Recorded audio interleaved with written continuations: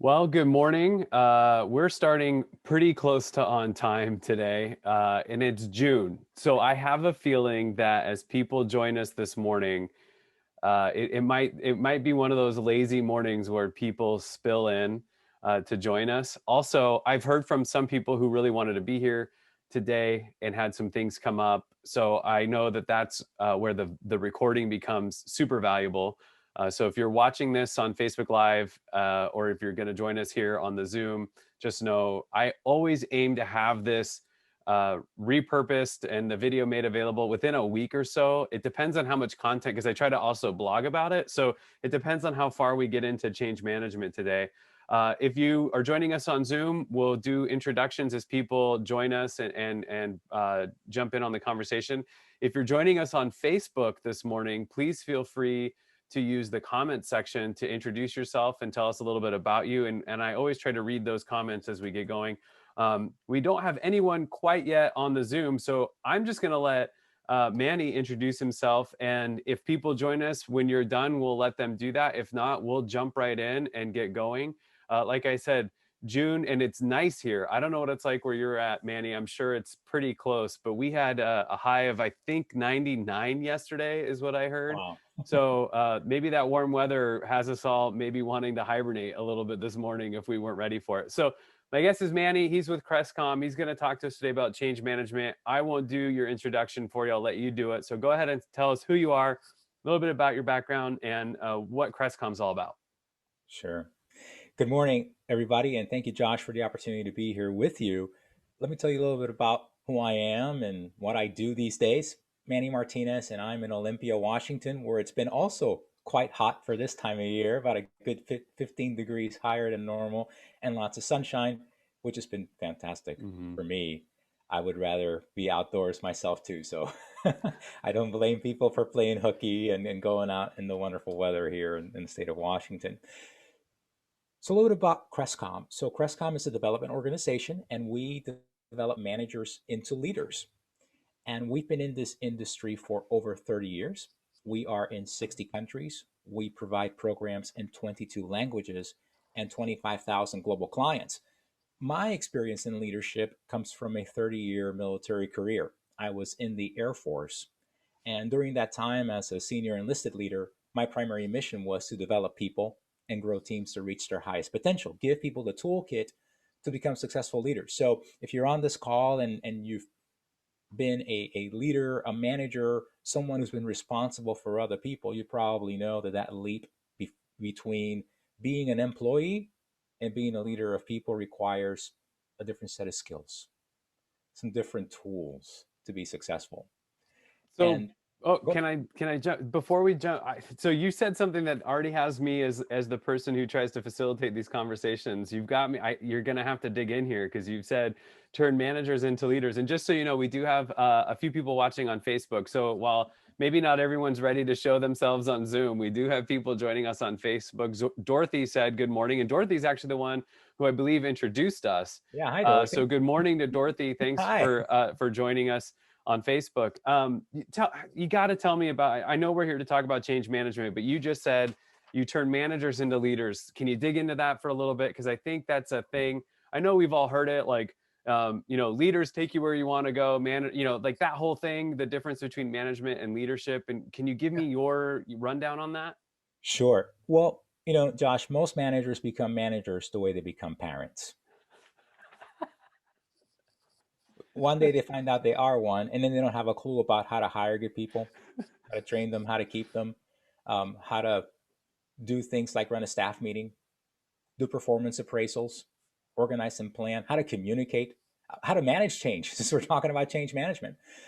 So, what we do is um, our 25,000 clients every single month, they meet in a classroom setting for about 4 hours of total classroom time a month. And what we provide are tools and strategies for them to be able to better communicate, manage change, manage their time, learn how to plan and prioritize, how to negotiate, not just pieces of paper, but conversations between people, how to deal with conflict, how to think strategically. So, those are the things that we focus on because we know that organizations tend to have the right people, They just lack some of the skills. And when it comes to leadership, you can't just, enlist to be a leader, but people can enlist you to be a manager just by virtue of, hey, you do a pretty good job making widgets. Let's make you the boss of the widget makers now. And you're missing those skills and tools, and people struggle, and people have, the best intentions, but they don't have that toolkit.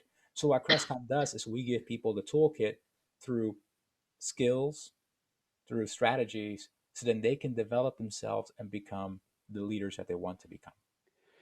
So we have some people joining us. I had a feeling this was going to be the case. So we're just so you know, if you're catching up, where Manny was introducing himself, and in the process of doing that, he said something about turning managers into leaders. So I had him give us that breakdown and that definition. So I wanted him to do that. We'll get to introductions really quick. So what you're talking about, that idea of you're really good at making widgets, so we're going to make you head widget maker. There's a really good book by Kim Ball-Scott, and it's called oh shoot, I'm blanking on it. I'll get there. Anyway, she talks about that. She says on her teams she has rock stars and all stars, and all stars are the people that are really good at their job and should never be promoted, and rock stars are the people that she's going to promote because they're only going to be in that job for a short amount of time.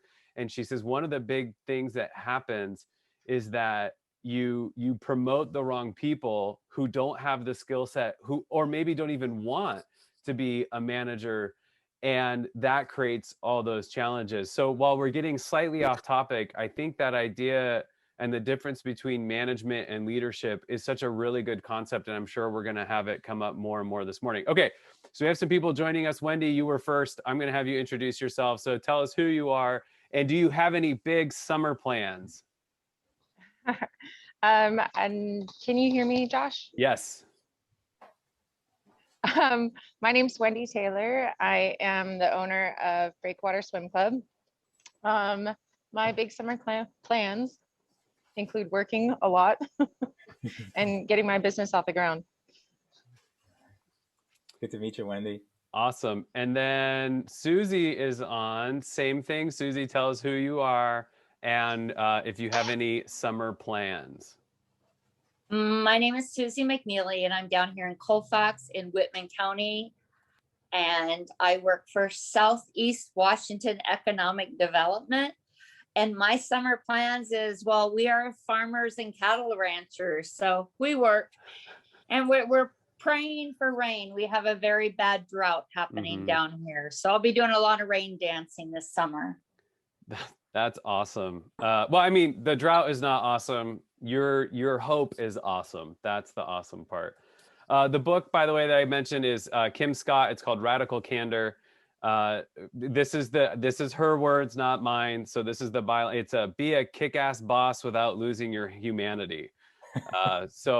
She talks a lot about what Manny was talking about, the difference between people who should be promoted versus people who shouldn't. All right, so Manny, as we're continuing the conversation, you were giving us an introduction to who you are, what Crestcom is all about. I know you have a couple slides that you wanted to walk through, so I'd love it if you're ready to maybe jump into those. If we have more people join us on Zoom, we'll let them introduce themselves. And as always, good morning to the folks on Facebook who are also joining us and not necessarily sharing themselves on Facebook. So go ahead, Manny, fire away. Thank you. So we're going to look and talk a little bit about change management today. So just to kind of set the stage and get us thinking about that, now that we're all settled in, when you think about change, what are some of the descriptions that can be associated with it? Change can be scary, a little turbulent, a little chaotic. Sometimes you feel like you're lost among the crowd.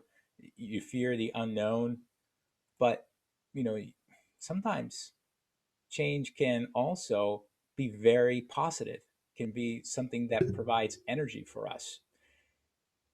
It's easy to feel reluctance when it comes to change, for us to feel awkward and uncomfortable or uneasy. We all know that change is the constant variable in life. And it is usually, if it's good change, it's intended to have positive outcomes. And so what I want to touch on a couple of points today is basically, how can we as people, as leaders, help make change to be something that where people can feel that there is something good that's coming to them? And not just that, can they become the change agents as well with us, understanding what that change is and how it can benefit us? When we think of change, yes, it could be very challenging. Um, and I don't know about you, but it can be very emotional. Particularly, I don't know, not to talk about it over and over and over again, but the last 18 months, lots of change and all the emotions that have come through that, the fear of the unknown, the anxiety that comes with that, not knowing what's going to happen, the next hour or the next day. Um, so that can happen in our organizations.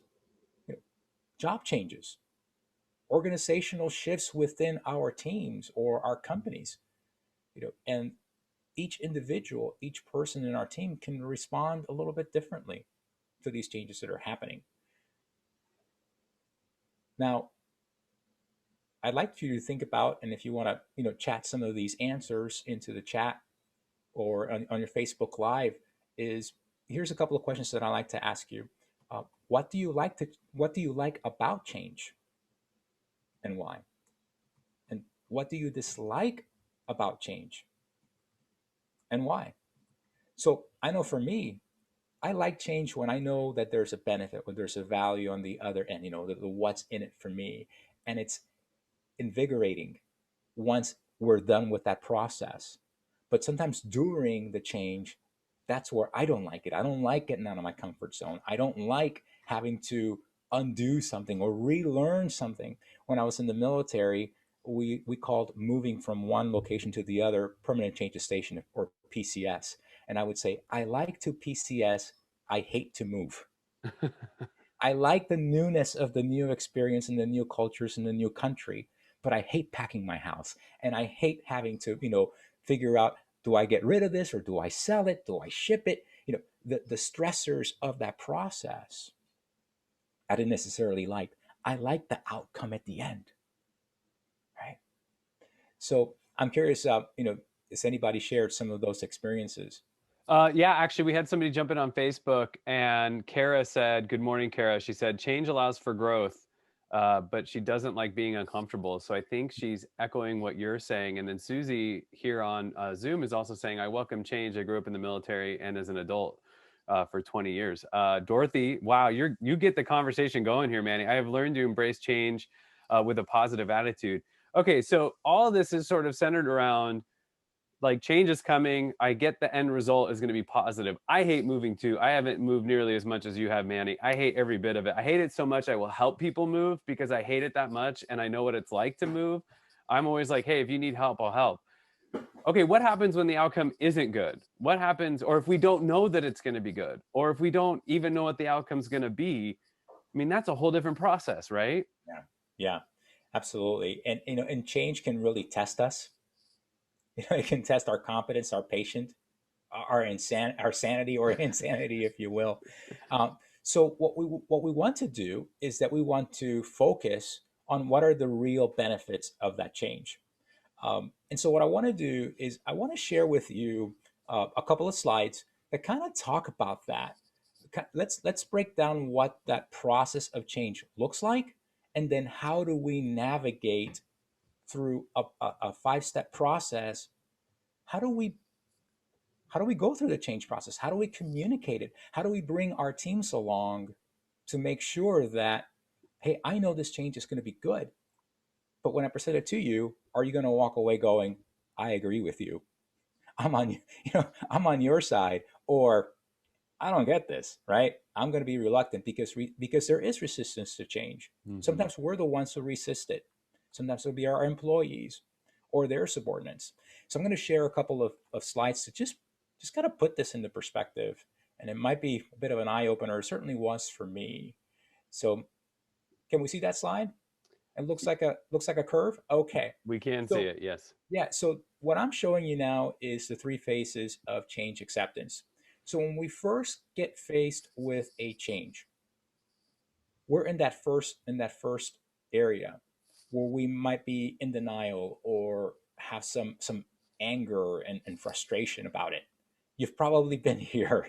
There's something new, and it's like, oh my gosh, what's going on? And you're responding to it. Then you get into that phase two when you see that you kind of getting towards the bottom of that curve, and that's where at this point we're beginning to kind of still have some skepticism and some ambivalence to it towards it.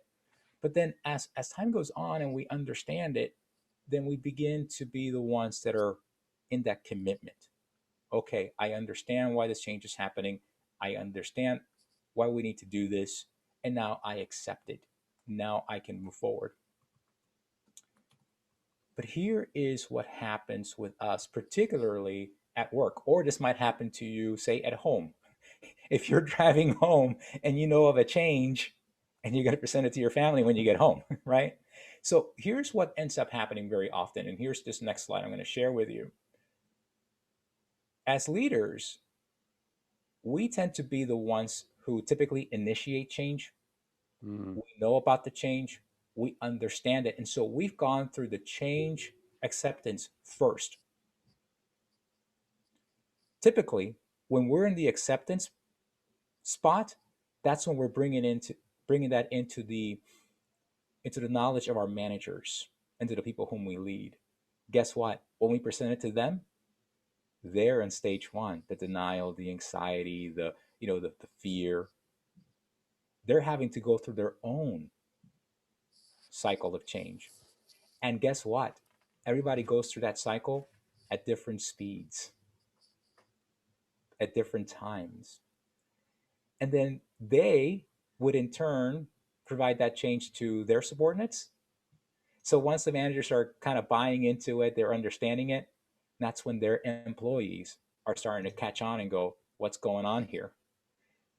So when I first saw this chart, I thought, wow, no wonder when I would introduce something to my team, they would push back. And I'm thinking, this is good for you. Don't you get it? Don't you see the benefit? Well, just a few days ago, I was the one that was being reluctant. And suddenly now I expect people to just completely just dive in.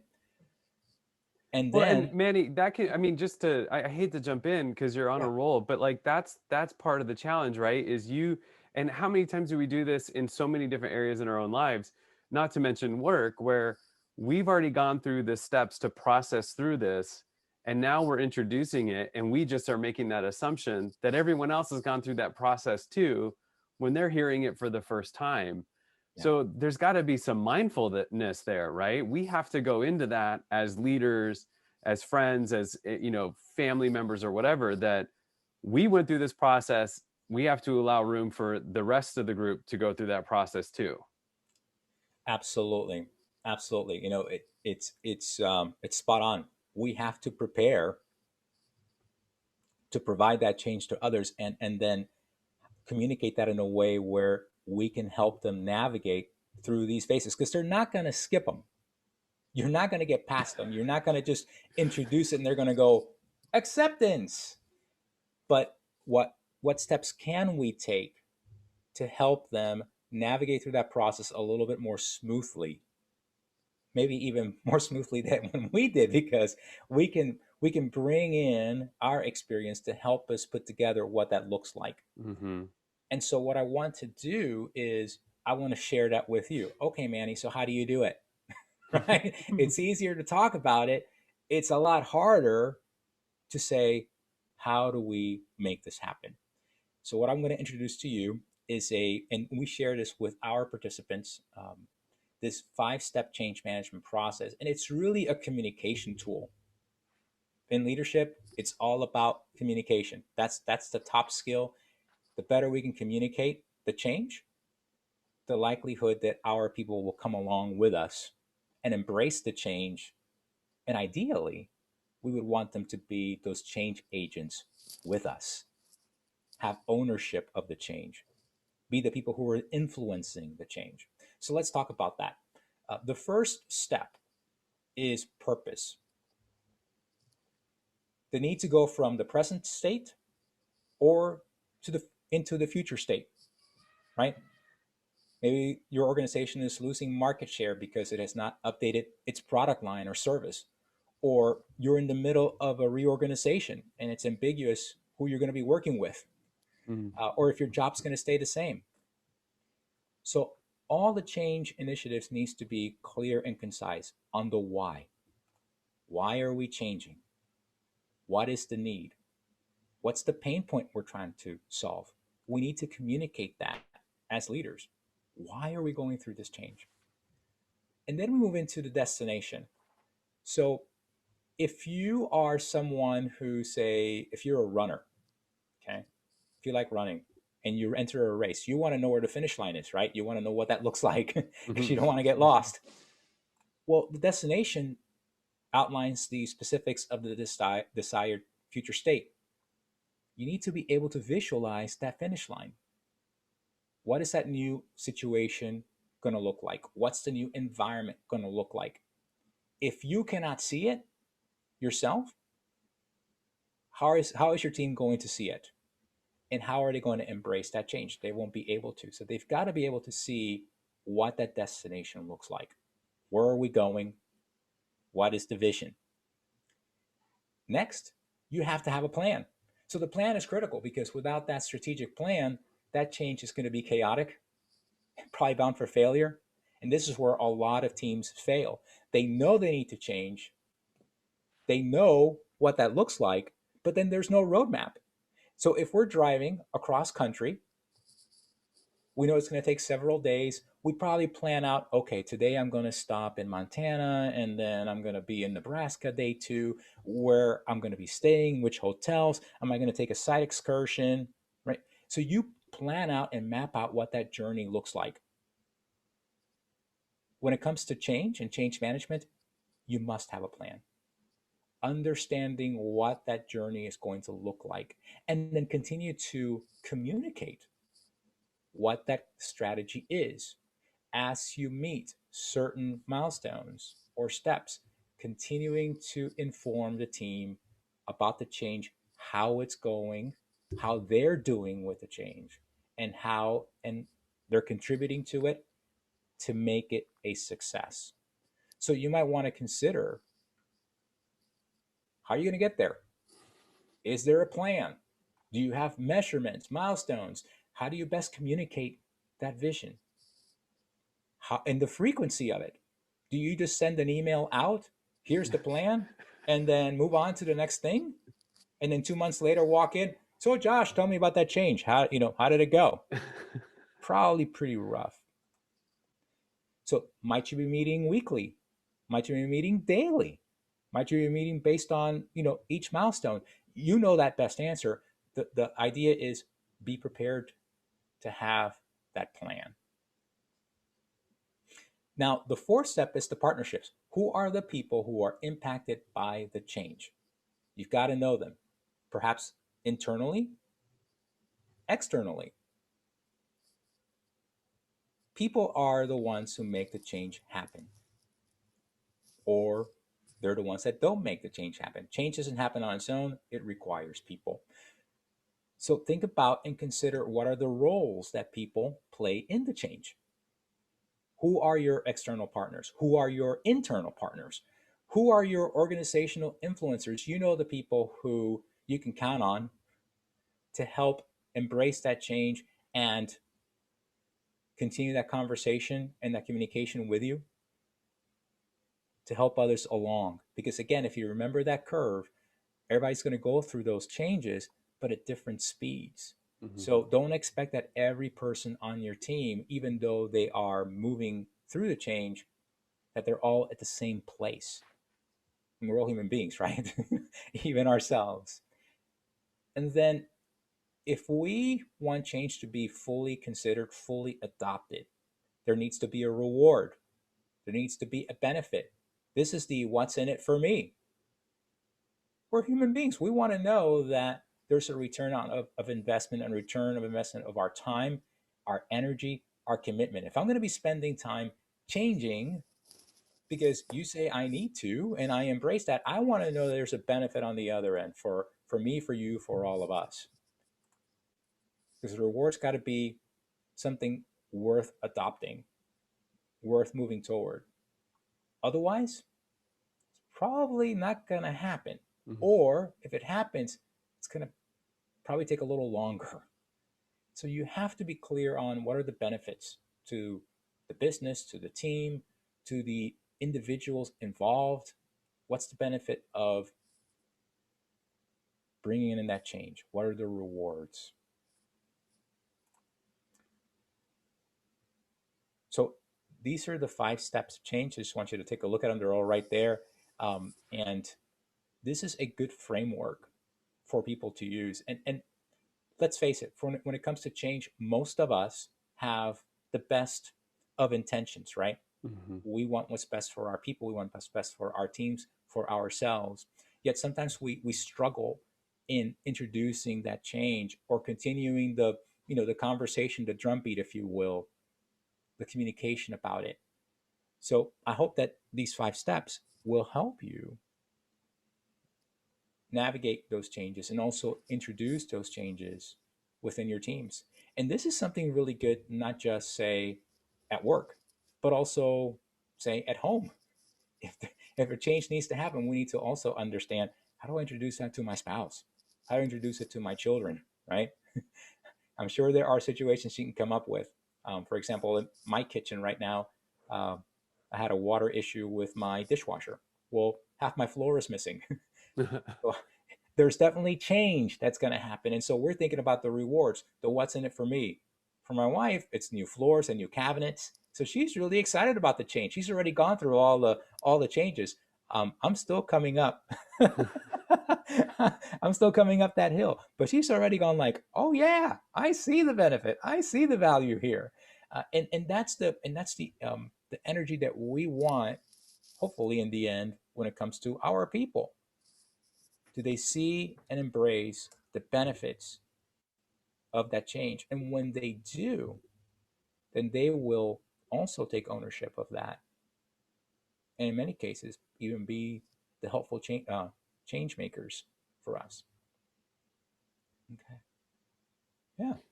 So, okay, Manny, so you've talked about, so changes, change management is, we've defined that something inside the organization is, something's broken, or something maybe good has happened. We've bought another company, or we've merged, or we've got the opportunity to introduce a new product. Whatever that change is, we've identified there's a change that needs to happen.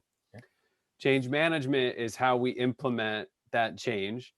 And you've given us these really awesome 5 steps to walk through.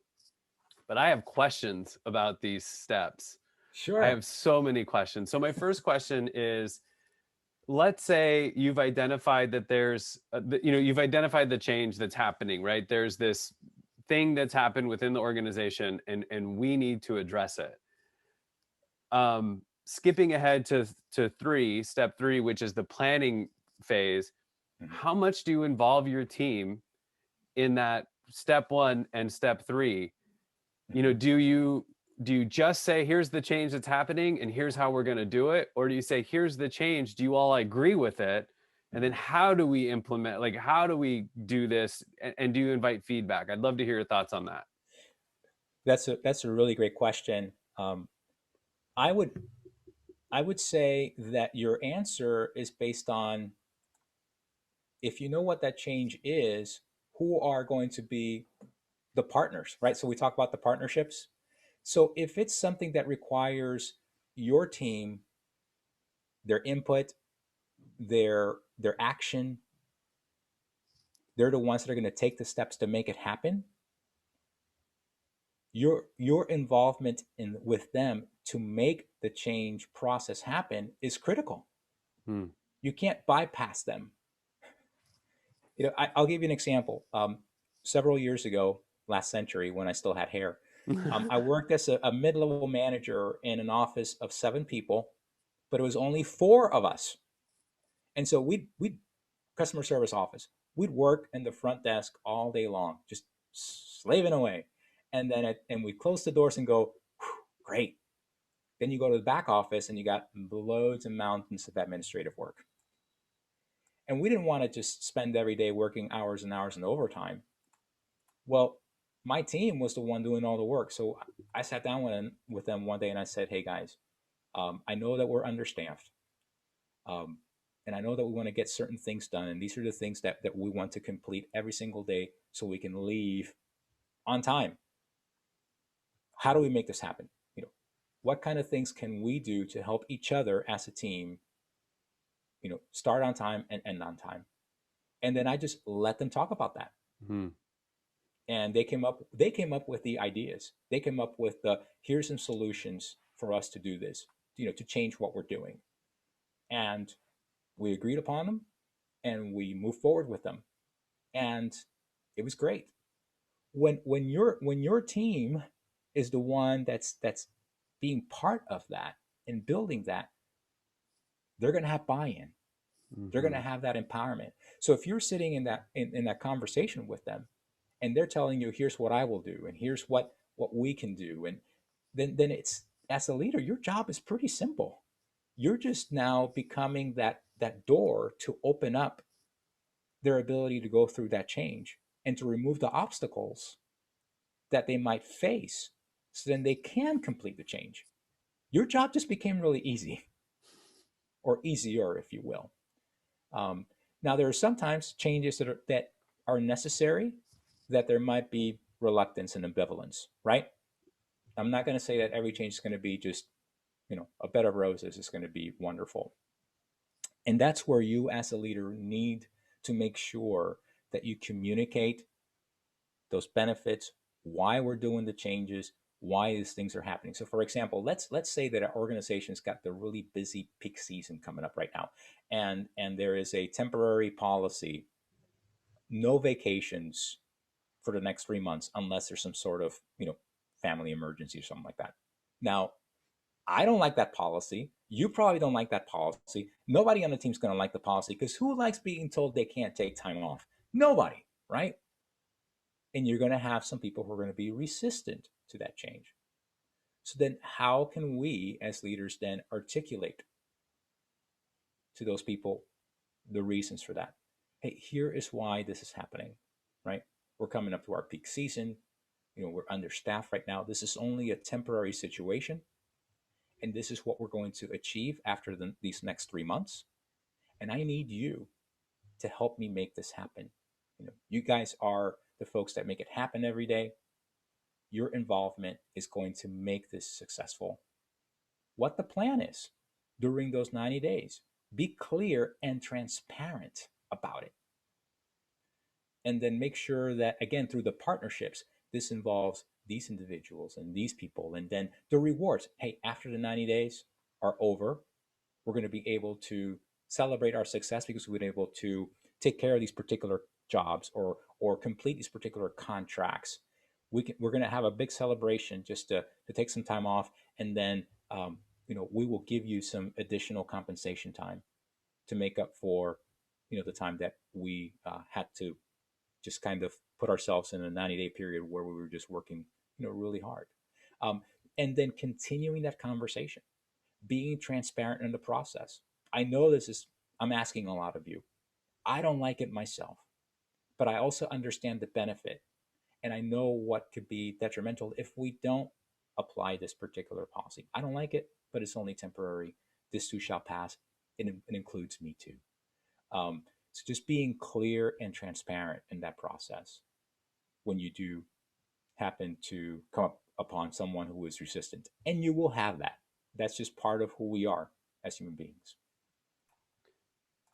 All right. So you're talking about you've mentioned that communication obviously is a huge part of this.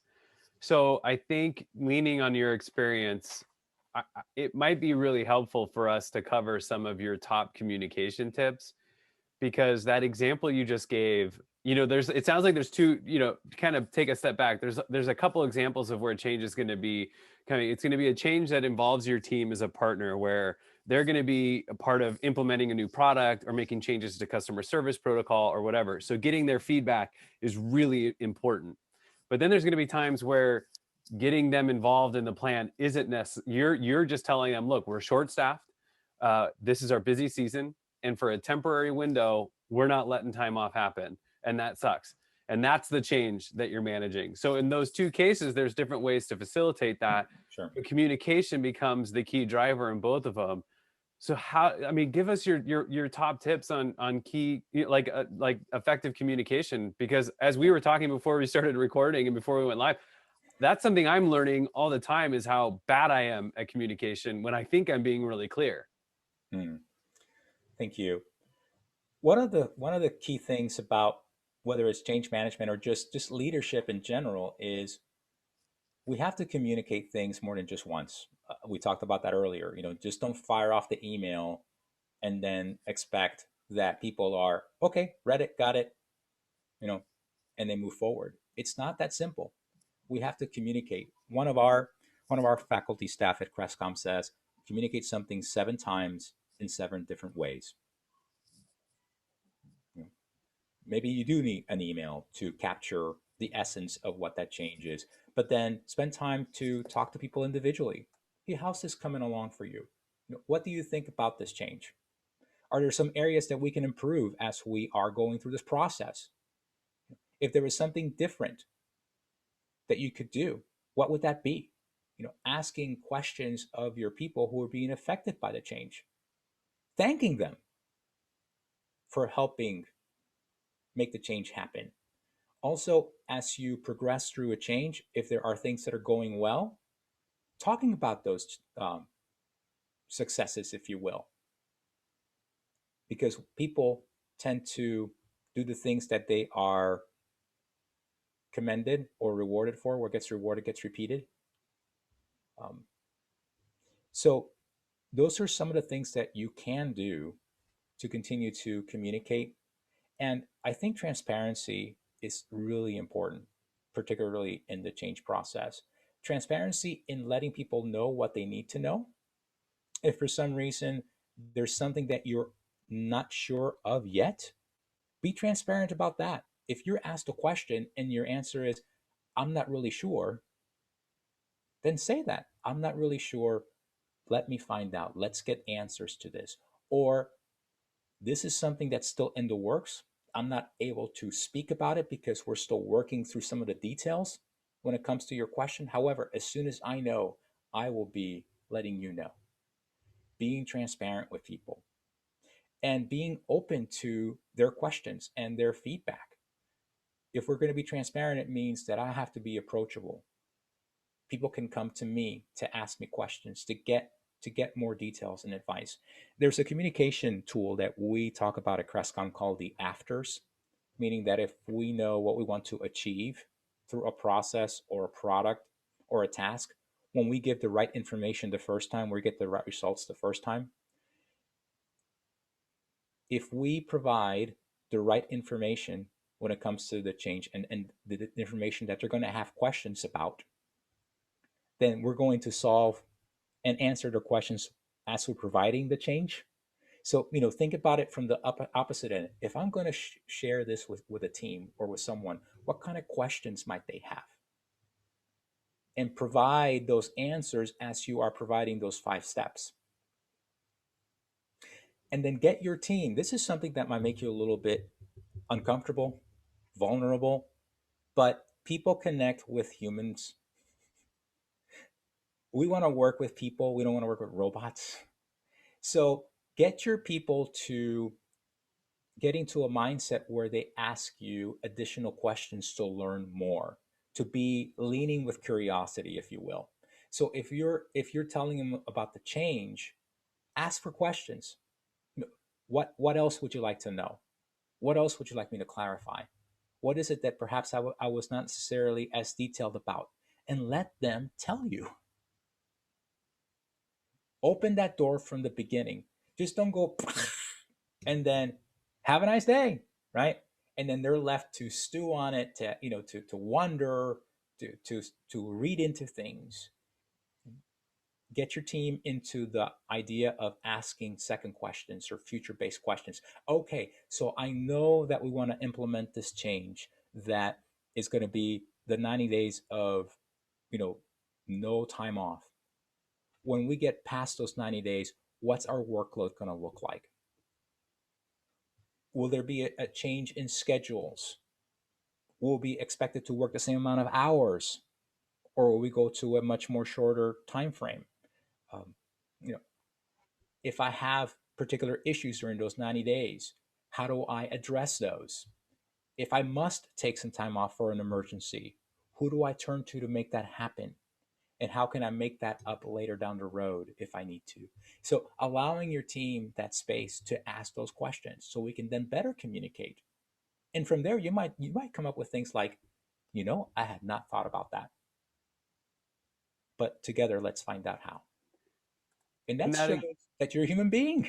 Yeah, and in that example too, where you're talking about the team and you're implementing, a 90-day no time off, it might also be beneficial. And this is just, this can be applied to other situations, but it might be beneficial to talk to the team about what your plan is to avoid situations like this in the future. Like Mm. we recognize we got caught a little bit here, and we don't want to have this happen again. So after we get through this, here's our plan. Next year we plan on hiring temporary help 3 months ahead of time, or 2 months, whatever, as a way to communicate that. One of the things that you said as part of this communication piece of managing change that I don't think we can stress enough is to anticipate questions. I just got done doing this workshop series with North Idaho College, and we were talking about e-commerce. One of the things that Amazon works with their businesses that sell on Amazon is when you're responding to a customer. So a customer buys something from you on Amazon, they have a negative thing, or they have a question or a comment, or something happens, and they ask that question, or they leave. Amazon encourages you to anticipate the next three questions and then communicate those in your response. Mhm. I think that going into any of these meetings where you're talking about change, or any of these situations, really trying to anticipate what are the questions, reflecting on your own experience. You just gave us that model of what change acceptance looks like in 3 phases. And if you've already gone through that as the leader, maybe thinking through, oh, here are the questions that I had, and then figuring out how to address those, and even saying, I know you might have questions about this, this, and this, and let me give you those answers, is really, I think, going to help facilitate that conversation a little bit more. So Yes. I don't think we can stress that enough. Really trying to anticipate the objections, the questions, the concerns that your team might have are going to drive the success of the change. Mhm. Absolutely. And it shows as well your level of care and commitment. And I'm sure the people that are on this call are the kinds of leaders that really care about their people, that really want to see them succeed, that want them to reach their highest potential. When you show that kind of care and concern, even in situations where it's going to be rough and challenging, they're going to see through that. They're going to feel that, and they're going to know that, yeah, this might be kind of not the best situation, or this might be a rocky moment here, but I'm with you because I understand your level of care and commitment to this, so I'm committed to. And even for new things, they can sense, hey, this is something that's beneficial for us, something that's fresh and new, and we've been anticipating this. Your level of commitment and care is going to be seen and felt by those whom you lead. Okay, so I just wanted to jump in and say Dorothy also agrees with us that effective communication is very important. So I think that's, it's worth noting that part of this, or one of the bigger chunks of this, is that communication and your change management model. Purpose, destination, plan, partnerships, rewards. Those are all things that you don't just let live in your brain. You've got to get those out to your team. Yeah. I was also thinking, Manny, you said.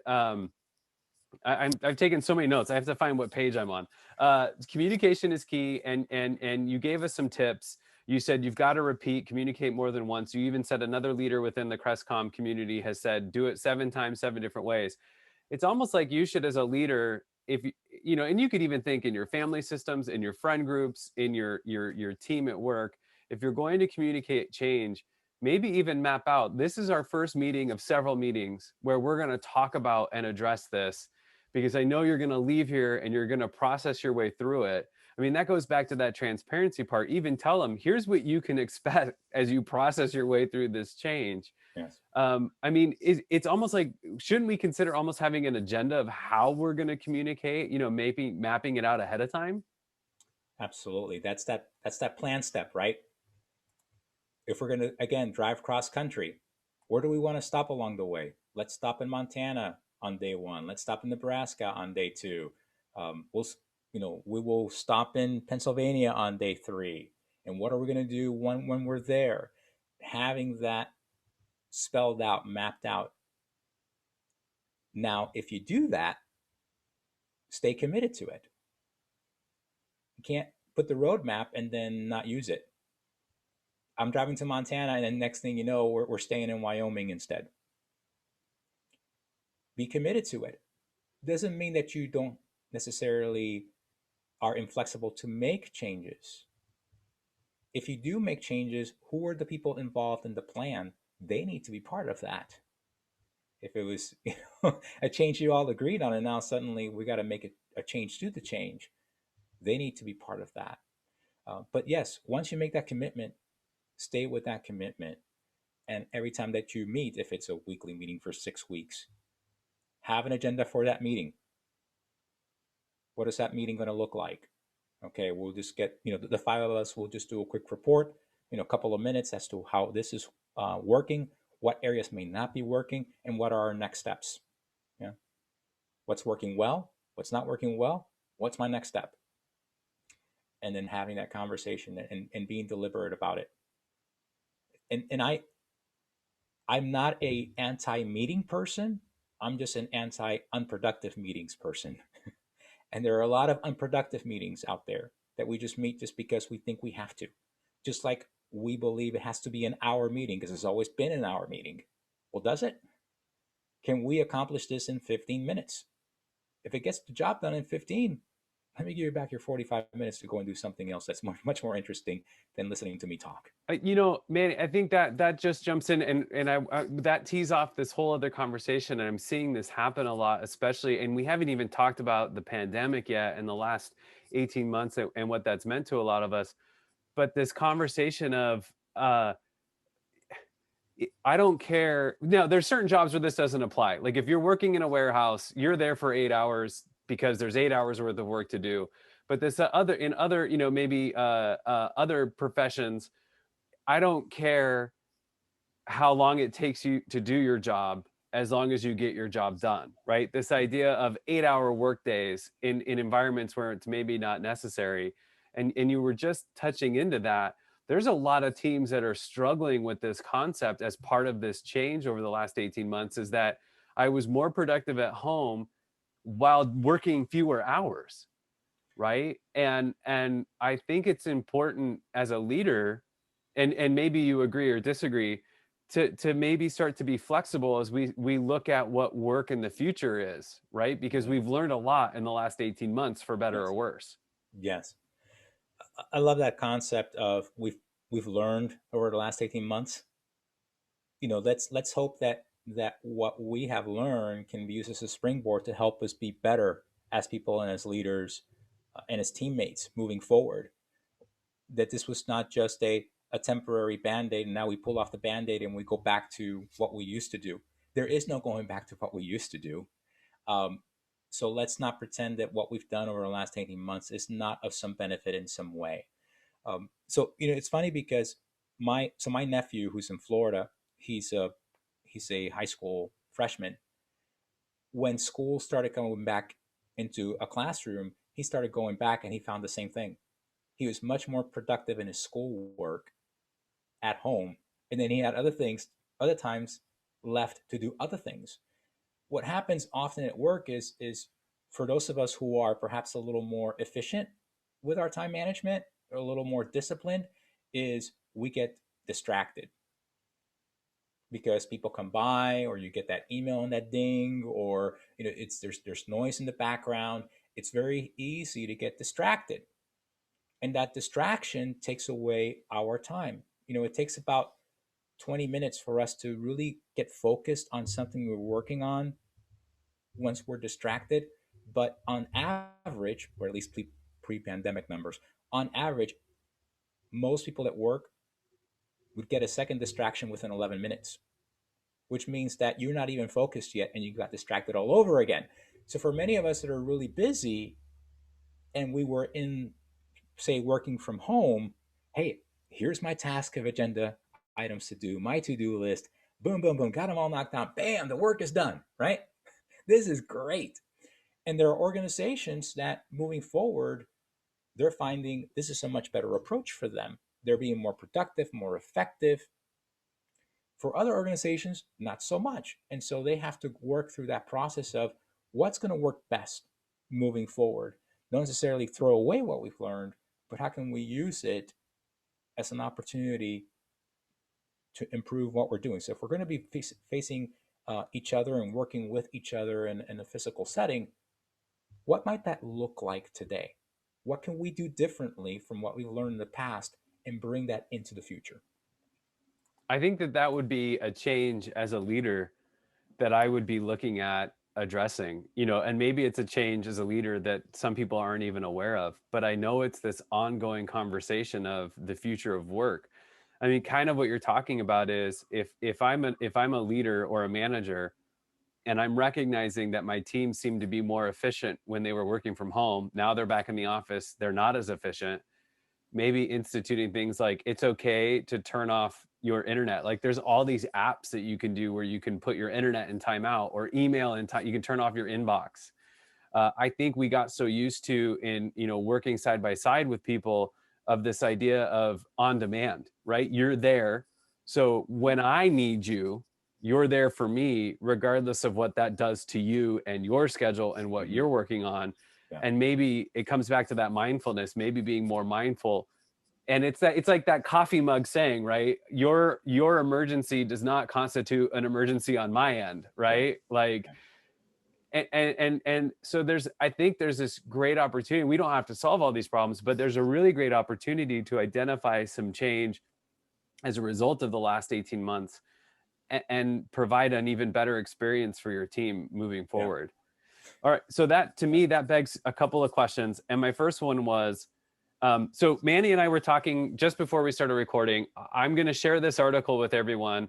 And it's basically this idea that there are some employees that are feeling burned out or broken because they were made a lot of promises over the last 18 months. Maybe they get to stay working from home if they want, or they can do a hybrid. And then those promises are being changed or moved. And one example they give is a magazine in the DC area that went so far as to suggest that their employees could lose their benefits like healthcare if they insisted on working from home as opposed to coming back. So I'm going to share this article with everyone. But Manny, what do we do if, as a leader or maybe a manager that hasn't quite become a leader yet, we didn't manage change well in the past? How do we adjust moving forward? And how do we convince our team we've made improvements? Like, walk me through that. Like, I bungled this getting back from working at home. I want to make it better. How do I do that as a part of this change management process? I think your honesty is probably the first thing that's needed. I love what you said. Hey, you know what? In the past, I've kind of messed this up. I haven't done a good job. And I need your help to make it happen. I think employees will more than likely be inspired by that, connected by that, than just trying to, okay, right? Just be transparent. Hey, look, I know we talked about these particular things. There's some areas here that I didn't do very well. How can we make this work better? And I want to go back a little bit to what you said earlier about, there's some things that we're doing efficiently.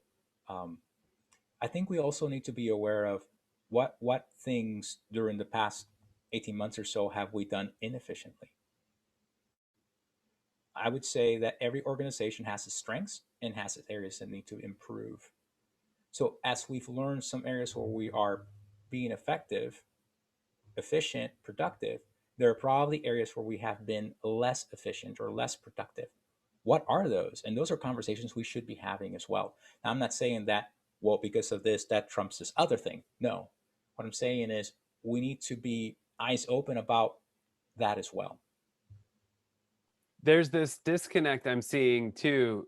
So I think in the ideal world, right? So we're talking, these are jobs and environments where your full 8 hours isn't, like I said, like if you're in construction, you're there for the full 8 hours because you're constantly moving and working and building, Yeah. right? And it could be task oriented. Like today we're going to pour this slab and we'll leave as soon as the slab is poured, which might encourage a higher level of productivity. But there's just going to be some environments where this model doesn't make sense. But then there's going to be other settings where, it's more task oriented, or it's more about doing the job versus doing the time, right?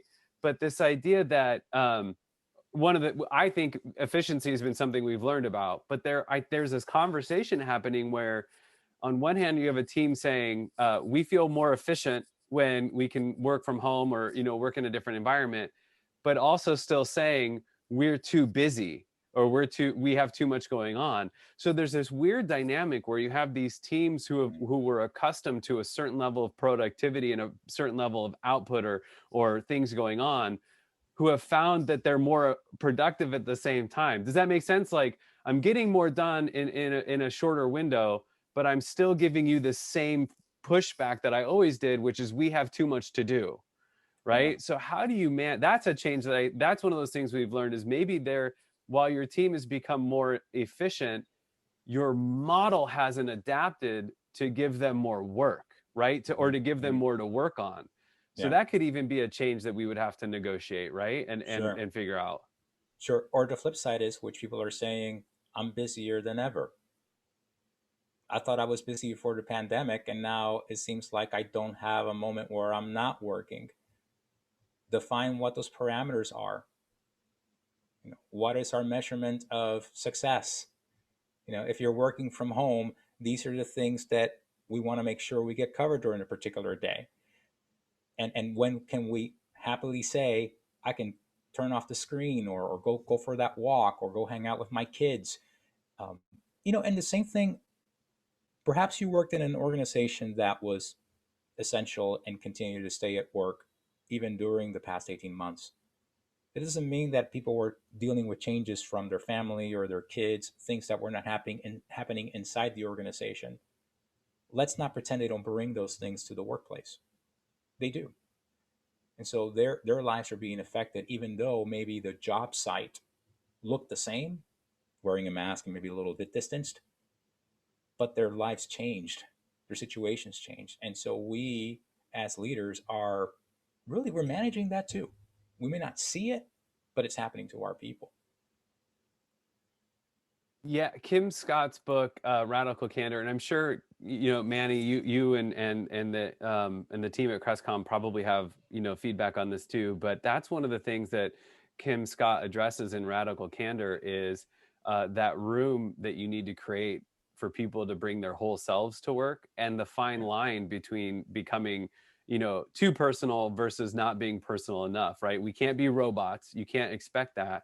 But you also have to create, at the end of the day, she goes head on, and this is I don't know if it's controversial, but she goes full on.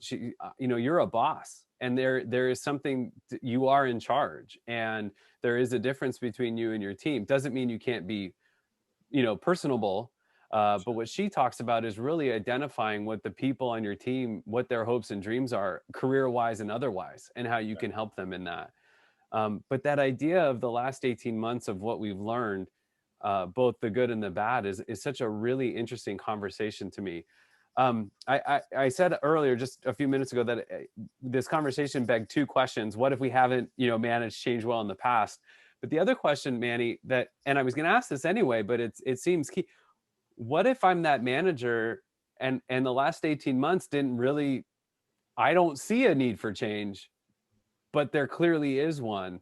Mm-hmm. How, as a leader or a manager that's not yet a leader, how do I create in my own process, in my own mindset, that room to hear my team, right? And to identify when everybody else is raising the alarm, but I don't see it yet. Yeah. That's an interesting question. So am I understanding you in saying that there are changes that are happening in the organization, but you don't see that the change is needed. Is that? Yeah, right. So exactly. Yeah. So I would say the best example would be something's broken Mm-hmm. and the team recognizes it, but the leader, manager, owner, whatever, they Yeah. don't recognize it. And the Right. team keeps coming to you and you're being, it's stubbornness almost. And I Right. mean, I could probably give you 15 examples off the top of my head where I've seen this with my clients, where, I'm coming to them, their team's coming to them. We're all saying, hey, you're not going to get the results you want because this thing needs to change and you're not allowing room for that. But the question is really, if I'm that leader and I'm getting all this input, how do I get past my own stubbornness? Yeah. How do I create room for that feedback? Yeah. So being able to, I guess, have the right emotional intelligence and the openness. I mean, that's a skill to be also developed, right? It's not so easy. We've been there probably ourselves, where we were knuckleheads and weren't listening to our people because we wanted it our way. It takes a level of humility though to say, okay, team, um, educate me on this, help me understand what it is here that you're trying to convey to me because I just don't see it. Now, some people don't have the ability to do that. They don't. Or let's just put it this way. They're not in the place where they are able to do that at this time. Let's not say that our human potential is limited. It is limitless. Um, some people have difficulty with that. If you are the team and see and recognize that this change is needed, then it's that kind of same understanding, knowing I need to convey this to my boss in a way where my boss can understand it, they can see the benefit of it. The change management model backwards now. It's the employees going, hey, this is why this is needed. This is why we need to go here. This is why it involves you and the rewards that it involves, right? And we've all been there. We've been there in situations sometimes where um, just readdressing that has been able to open up that other person to embrace what you are looking at. And then sometimes they bring in things that they can help you with. So I know that you're reluctant about this. Here's why the change is beneficial. Tell me about what's preventing you from seeing it this way. What are you seeing differently that perhaps I'm missing because I see the benefit is good, maybe not you. So help me understand that. What are you seeing, right? And having that, and having them be part of that. That concept of that reverse, using the model in reverse as a team member, I think is also super valuable, because I know there's lots of people who have joined us on Business Brew over the past year, especially these remote ones, that are not a leader or in a position of leadership in the traditional sense, but are a part of a team. And for them to communicate, I think, one, you always focus with your reward, right? Start with the reward for your manager. Like, hey, here's what we gain if we recognize this as something that needs to change. I think could be a huge driver. But you're right, coming at that from that, this is the change I see, and then you walk through those 5 steps with your manager. The other thing I was thinking as you were talking about it is maybe as a team member, communicate it 7 times in 7 different ways, right? Maybe the way you've been communicating just hasn't been received. And then I mean, you talked about something. This could be a whole, and we've had 2 conversations about this in the past at Business Brew, but this idea of emotional intelligence and cultivating it, and as a leader, being aware that that's something that you need to be working on as a skill set, and what the benefits are for your team, but also for the organization. If you bring a high level of emotional intelligence, you're going to be responsive to your team when they say, hey, something needs to change, something needs to be fixed. Yeah. All right, so we're winding down. I have some questions I would love to get before we call it a morning. Manny, I would love to know, we've kind of given some of these examples, but what are some of the best examples that you have seen? And you can change the names to protect the innocent, but what are some of the best examples that you have seen of managing change? Like, give us, a really good highlight of this? Yeah, great question. So, 30-year military career, I've seen a lot of changes. I've seen a lot of changes. I've seen some changes that, kind of shake your head and go, what's going on here? I don't understand it. I've seen a lot of changes where they've been really good. But I would say the best changes, I'm not necessarily going to get into an example, but the best changes that I saw were the ones that were articulated in a way where people saw the end result and how it benefited them. How it benefited the team or the organization as a whole. Um,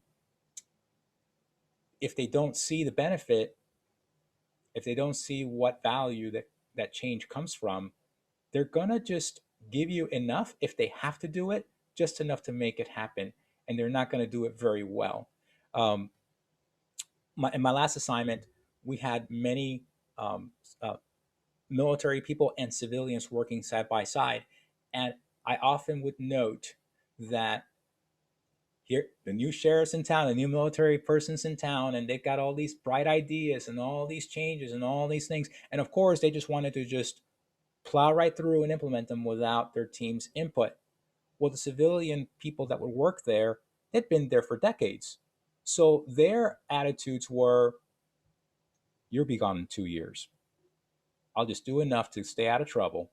And in 2 years' time, we'll go back to doing whatever the heck we were doing before. Because you're temporary. See? So they couldn't, the leader did a bad job of showing the benefit, having them be part of that process. And so when you see that time and time and time again, if it's happening to you every 2 years, there's a new sheriff in town, new changes, then I'm just gonna just do enough to just get by, right? I'm still gonna do my things in secret. I'm still gonna do my things this way because really nobody's checking up on me. They just submitted the change and never followed up, never communicated 7 different ways. And then when that person leaves, okay, great. Now I'm back to my usual self. That's not leadership. I was thinking about asking what are the worst examples, but you've kind of given us that while also giving us the best examples. And I can see how that would work really well by figuring out how to communicate, how to articulate with your team what's the best case scenario when the change is implemented, and what are the rewards for everyone involved. Yeah. Yeah. Um, and the converse is true, like the opposite is true, right? If I don't articulate very well, change is going to be painful. Or if I'm that, would you call the latest person? Dorothy jumped in on Facebook and called it the flavor of the month. New sheriff uh, in town. Yeah. yeah, I mean, Yeah.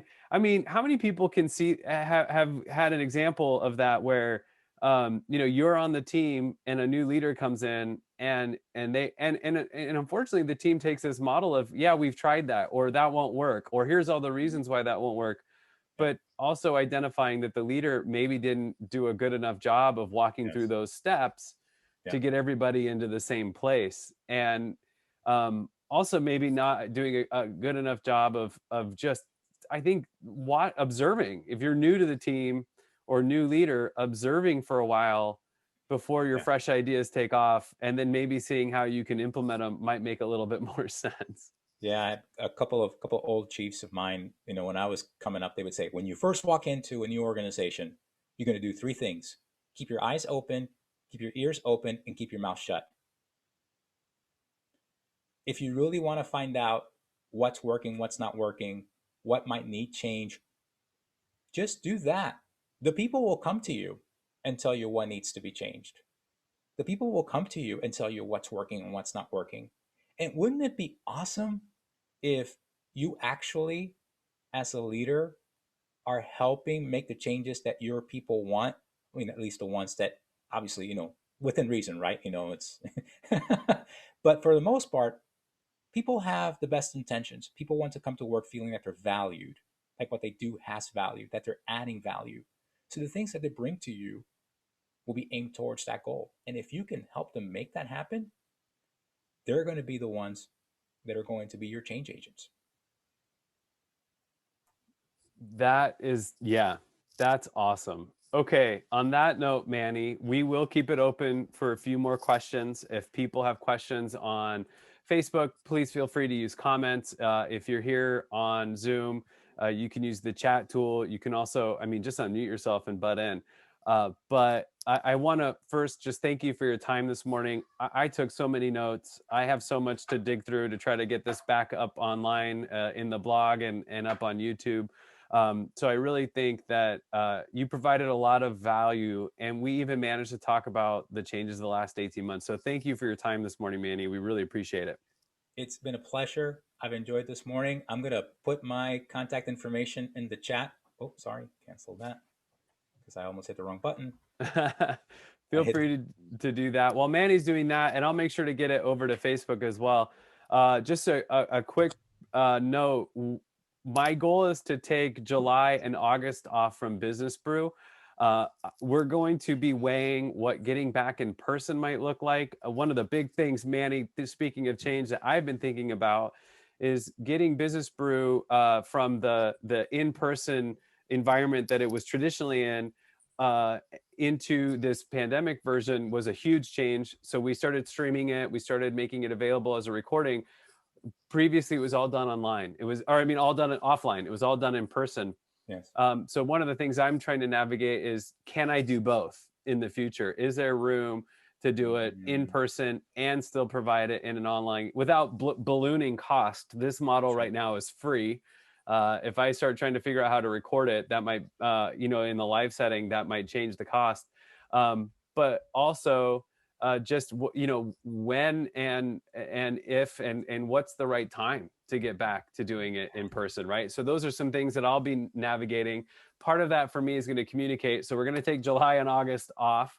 The September Business Brew will still be a virtual one because my guest will be joining us from the East Coast. So September for sure will still be virtual. So just on that note, on like programming and what things are going to look like, there's that. And then the plan for October moving forward, we're stay tuned for more details.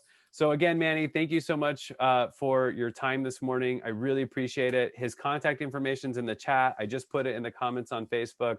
If you're watching on YouTube after we've recorded this, I plan to put the information in the description as well as in the blog post. So we should have all the information on how to get a hold of Manny if you feel like you might need a little bit more help navigating change than what we were able to give you this morning.